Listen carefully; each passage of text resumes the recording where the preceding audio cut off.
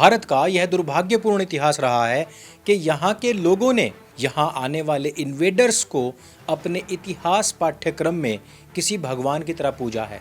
हमारे देश के अंदर हमारे देश के महान सेना नायकों और भगवान की तरह पूजे जाने वाले राजा महाराजाओं को जिन्होंने बेदर्दी से जान से मारा, उनके नाम पर आज सड़कें, उनकी मज़ारें, मस्जिदें, यहाँ तक कि बड़े बड़े राजनीतिक स्थल भी बनाए गए हैं।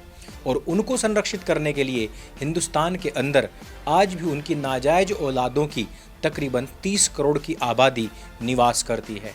जिस समय पर लोगों ने छत्रपति संभाजी महाराज के जीवन में घटित होने वाली सच्ची घटनाओं का मात्र 1 या कहे कि आधा प्रतिशत ही सिनेमा के पर्दे पर देखा, तो उसके बाद लोगों के आंखों से अश्रुधाराएं फूट पड़ी थी। उन्होंने अपने अतीत में घटे इस काले इतिहास के हर एक दाग धब्बे को मिटाने का वचन ले लिया और उसी के अंतर्गत छत्रपति संभाजी नगर के अंदर बनी हुई औरंगजेब की कब्र को हटाने की मांग कर डाली।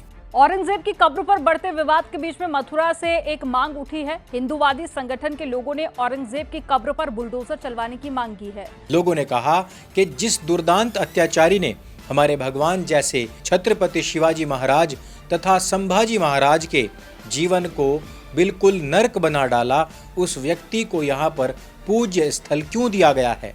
उसके बाद से ही मुसलमानों के पूरे धड़े, सभी तबके अचानक से एक होकर हिंदुओं के खिलाफ आग उगलने लग गए थे। बात यह थी कि छत्रपति संभाजी नगर पूर्व में औरंगाबाद हुआ करता था, लेकिन बाद में जब भाजपा की सरकार आई तो उन्होंने उसका सही नामकरण कर दिया, जिसके बाद से ही वहां के स्थानीय मुसलमानों में काफी रोष था। हिंदुओं ने अपने इतिहास को रिक्लेम करना शुरू कर दिया।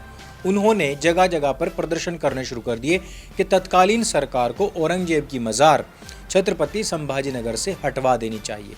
इवन उन्होंने तो यहाँ तक कहा कि पूरे महाराष्ट्र के अंदर कहीं पर भी इस दैत्य की मज़ार होनी ही नहीं चाहिए। लेकिन औरंगजेब की नाजायज औलादें अफवाह फैलाकर हिंसा न फैलाएं, ऐसा कैसे हो सकता था। नागपुर, जहाँ पर संघ का कार्यालय है, जिसको हिंदुत्व का महानगर कहा जाता है, उस स्थान पर इन लोगों ने अफवाह फैलाई कि कुरान को जला दिया गया है। अब ये अफवाह देखते ही देखते उस पूरे के पूरे समाज के व्हाट्सएप ग्रुप में फैलने लग गई, जो अक्सर कर एक पढ़े लिखे ब्राह्मण कोटि के विद्वान तक को भी व्हाट्सएप यूनिवर्सिटी का स्टूडेंट बता दिया करते हैं। जो लोग आज भी उड़ती हुई चिड़िया के चक्कर में अपने प्राइवेट पार्ट को अपंग बनवा देते हैं, वो लोग जिनको लगता है कि हलाला से इनकी नारियां पवित्र होती हैं तथा मुंह खोलने से अपवित्र हो जाती हैं, वो लोग भला अफवाह के चक्कर में आकर के सांप्रदायिक सौहार्द को आग न लगाएं। ऐसा कैसे हो सकता था। सार्वजनिक संपत्तियों को आग लगाई गई, रास्ते पर खड़े वाहनों को जला दिया गया, हिंदुओं के इलाकों में हमले होने शुरू हो गए। सिर्फ किस लिए? क्योंकि एक अफवाह फैला दी गई कि कुरान जला दी गई है, जबकि ऐसा कुछ भी नहीं था। नागपुर की पूरी रात इसी प्रकार से धूं धूं करके जलती रही। वैसे ये केवल औरंगजेब का पुतला फूंकने या उसकी मज़ार हटाने का मामला नहीं था, या फिर एक कुरान आदि जलाने का मामला भी नहीं था। एक्चुअली मामला था होली पर जो आदेश इनको दिया गया था। एक्चुअली मामला था संभल के अंदर एक इसी प्रकार के दुर्दांत आक्रमणकारी का मेला लगने की अनुमति ना देना। लूटा तो लुटेरे की याद में बिल्कुल नेजा नहीं गड़ेगा, याद रखिएगा। अगर गड़ा तो राष्ट्रद्रोही हैं आप। लगातार जो इस प्रकार से दुर्दांत आक्रमणकारियों के इतिहास को समाप्त करने का कार्य हिंदुत्ववादी लोग सने शने कर रहे हैं, उसके खिलाफ इन लोगों के अंदर एक ज्वाला प्रस्फुटित हो रही है। वक्फ बोर्ड के खिलाफ लोग जंतर मंतर पर धरना दे रहे हैं। पत्रकार जब उनके पास पहुंचते हैं और पूछते हैं कि आपकी क्या डिमांड है, तो उन लोगों को कुछ पता ही नहीं। रिपोर्टर्स को वो एक पोस्टर दिखाकर आगे बढ़ जाते हैं। वक्फ बोर्ड का बिल वापस लो। अच्छा, जो इस्लामिक कंट्रीज हैं, बांग्लादेश, वक्फ बोर्ड का बिल वहाँ पे है, ऐसा कुछ। वक्फ बोर्ड का बिल वापस लो। देखिए, ये लोग कुछ नहीं बोल रहे हैं, बस इन रटा हुआ 1-2 लाइन है।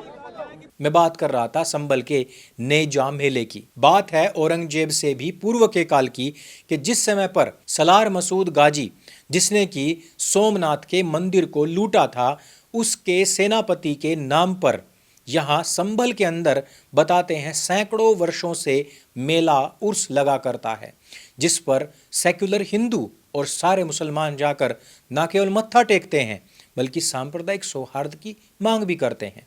आज मंगलवार के दिन वहां पर झंडा गड़ना था, लेकिन वहां के प्रशासन ने साफ इनकार कर दिया और कह दिया कि हम किसी बाह्य आक्रमणकारी, लुटेरे तथा मंदिरों को ध्वस्त करने वाले व्यक्ति के महिमा मंडन में होने वाले किसी भी कार्यक्रम को कोई अनुमति नहीं देंगे।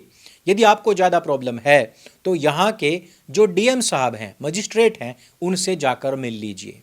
अब आपको तो पता ही है कि संभल के जो मजिस्ट्रेट हैं उन्होंने वहां पर अतिशयोक्ति में भी ना कहूं तो वापस से सतयुग लाने का अपना मोर्चा संभाला हुआ है। और ये बात मैं अकेला नहीं कह रहा हूं, बल्कि पूरे हिंदुस्तान की जनता कह रही है कि संभल का जो प्रशासन है वो वास्तव में ही इस प्रकार के आक्रमणकारियों को महिमा मंडित करने की छूट नहीं देने वाला है। और ये चीज केवल संभल तक सीमित नहीं थी, ये बात पूरे भारतवर्ष में फैल गई, क्योंकि भारत ही नहीं बल्कि बाहर के देशों से भी लोग वहां पर उस व्यक्ति के महिमा मंडन, उसको पूजने के लिए आते हैं जिसने सोमनाथ जैसे मंदिरों को ना केवल लूटा, ना केवल वहां हजारों ब्राह्मणों की हत्या की, बल्कि उसको ध्वस्त करने का भी कार्य किया था।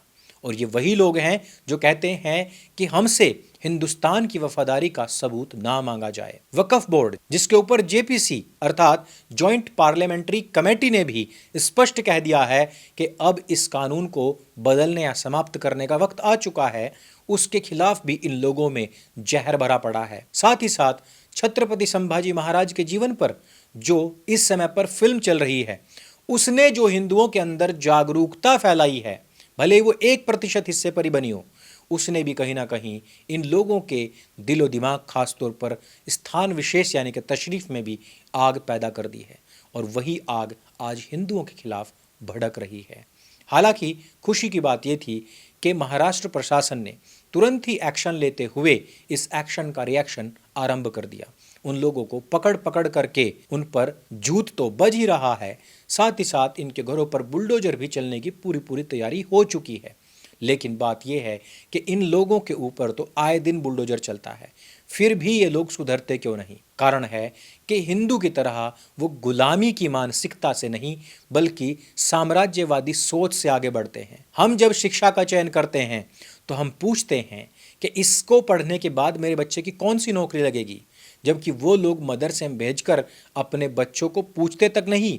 उनको पता है कि एक दिन वो जितना बड़ा मजहबी बनेगा उतना ही बड़ा आतंकवादी बनेगा। हिंदू जब धार्मिकता को प्राप्त करता है तो सन्यासी बनता है, और ये लोग Osama bin Laden, Afzal Guru या फिर बगदादी जैसे लोग निकालते हैं। लेकिन क्या महाराष्ट्र या नागपुर में इस प्रकार की घटना कोई पहली बार हुई, या फिर इस प्रकार की अफवाह फैलाकर कोई पहली बार हिंसा फैलाई गई है?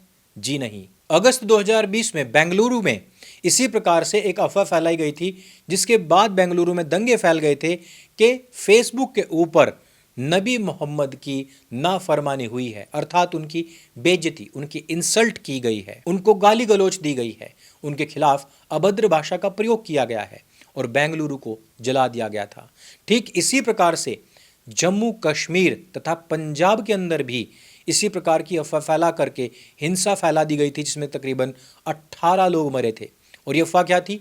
अफवाह थी कि अमेरिका के अंदर कुरान की बेअदबी हुई है। बेअदबी वाला मैटर आजकल कुछ ज्यादा ही हो रहा है। अगर हम केवल पाकिस्तान की खबरों को लें तो वहां पर भी यदि किसी व्यक्ति के खिलाफ कोई खुन्नस हो जाए तो उसके ऊपर इसी प्रकार की अफवाह लगा दी जाती है कि उसने कुरान की बेअदबी की है अथवा उसको जलाया है।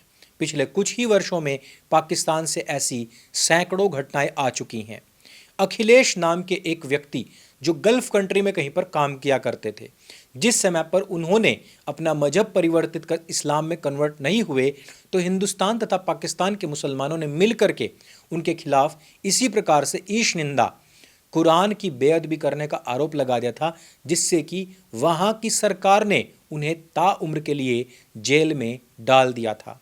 अफगानिस्तान के अंदर भी इसी प्रकार से कुरान को जलाने की अफवाहें फैला करके न जाने कितनी ही बार हिंसाएं भड़क चुकी हैं। मैं ज़्यादा दूर क्यों जाऊं, दिल्ली के अंदर भी इसी प्रकार से अफवाहें फैला दी गई थी कि कपिल मिश्रा ने एंटी सीएए प्रोटेस्ट में शामिल महिलाओं के तंबुओं में आग लगा दी है। उसके साथ ही साथ एक और अफवाह फैलाई गई थी कि दिल्ली पुलिस जानबूझकर मुसलमानों को मार रही है और हिंदुओं को बचा रही है, जिससे कि मुसलमानों के फिटकर या कांच से भी ज्यादा क्षण भंगुर भावनाएं तुरंत चटक गई और उन्होंने दिल्ली के अंदर हिंसा का माहौल पैदा कर दिया। साथ ही साथ एक और अफवाह फैलाई गई थी कि मस्जिदों के ऊपर हमला हो रहा है और वहां पर किताबों को जलाया जा रहा है। इस प्रकार के काम ये खुद भी कर देते हैं और बाद में सारे आरोप गैर मुसलमानों पर लगाकर उनका नरसंहार कर देते हैं।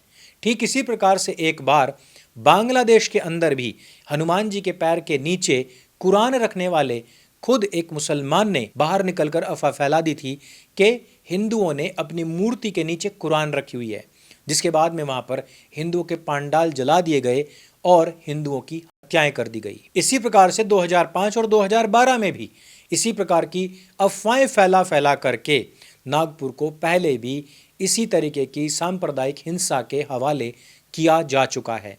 यदि आपको इस प्रकार की अफवाहों के बारे में और डिटेल में पढ़ना है कि कब कब हमारे देश के मुसलमानों ने सैकड़ों बार अफवाहें फैला करके हिंदुओं के इलाकों में हिंसाएं की हैं, तो आपको मेरी स्वरचित पुस्तक ढाई मोर्चे का चक्रव्यूह पार्ट 1 अवश्य पढ़नी चाहिए, जिसके ऊपर हमने 50% तक की छूट अभी दी हुई है और यह अमेजन तथा हमारी खुद की वेबसाइट पर उपलब्ध है, जिसका लिंक हमने डिस्क्रिप्शन और पिन कमेंट में दे दिए हैं। मित्रों, आपको क्या लगता है, देश के अंदर लगातार अगर अफवाहों के आधार पर इसी तरह से हिंदुओं की संपत्ति, सार्वजनिक संपत्ति को जलाया जाता रहा, हिंदुओं पर हमले होते रहे, क्रिया की प्रतिक्रिया बाद में पुलिस द्वारा होती भी है, लेकिन वो इतनी कारगर या स्थायी नहीं होती कि अगली बार एक स्थान पर चोट हो तो पूरे भारतवर्ष के लोगों को अकल आ जाए। होता यह है कि हिंदुओं के घर से लोगों की हानि हो जाती है और दूसरी तरफ उनके लोगों को पकड़कर जेल में तो डाला जाता है, लेकिन उनके बड़े बड़े वकील खड़े हो जाते हैं उनकी जान बचाने के लिए। तो आपको क्या लगता है कि अफवाहों के आधार पर अगर इस प्रकार की हिंसाएं होती हैं तो कौन सी सजा मुकर्रर होनी चाहिए? क्या आपको लगता है कि किसी के घर के ऊपर बुलडोजर चलाने, उनको सड़क पर लठों से पीटने या कुछ दिन जेल में रखने से समस्याओं का समाधान हो जाएगा? आपको क्या लगता है कि जो इतनी सारी चीजें हिंदुओं की जागरूकता के बाद में सरकार फैसले ले तो रही है, लेकिन क्या वो इन 30 करोड़ ज़ॉम्बीज को संभालने के लिए पूरी तरीके से तैयार है? और क्या वो हिंदू जो नेजा मेले में जा करके इन्वेडर्स की मज़ार पर मत्था टेकते हैं या जो औरंगजेब की मज़ार पर मत्था टेकते हैं, क्या वो कल आपकी पीठ में छुरा नहीं भोंकेंगे? इस वीडियो में सिर्फ इतना ही। अगर ये वीडियो आपको अच्छा लगता है, जानकारी से भरपूर लगता है, इसको सबके साथ में शेयर अवश्य करें और जो क्वेश्चंस पूछे गए हैं उनके जवाब हमें नीचे कमेंट बॉक्स में अवश्य दें। यदि आप भी सनातन समाज के योद्धा बनना चाहते हैं तो ढाई मोर्चे का चक्रव्यूह नाम का कोर्स अवश्य करें। मेरे संग बोली सत्य सनातन वैदिक धर्म की जय। जय हिंद, वंदे मातरम।